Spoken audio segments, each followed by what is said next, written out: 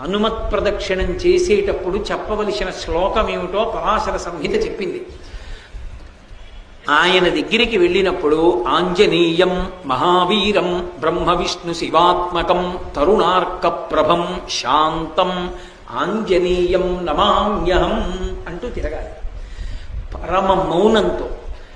ఆ శ్లోకం ఒక్కటి చదువుకుంటూ గర్భిణి స్త్రీ ఎలా తిరుగుతుందో అలా తిరగాలి. కనీసంలో కనీసం హనుమ జయంతి నాడు 3 మాటలు తిరగాలి.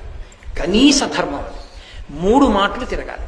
3 మాటలు తిరిగేటప్పుడు ప్రతిసారి తిరిగి వచ్చి ఒక చోట ఆగి శ్లోకం చెప్పి మళ్ళీ తిరగాలి ప్రదక్షిణంగా. అలా 3 మాటలు తిరిగితే, అందుకే నేను మీతో పరమ సత్యం చెప్తున్నానని జ్ఞాపకం పెట్టుకోండి. ఎంత ఉద్వేగభరితమైన పరిస్థితుల్లో, ఎంత కష్టంలో ఉండనివ్వండి, హనుమత్ ప్రదక్షిణాలు చేస్తే మనస్సుకి శాంతి కలుగుతుంది.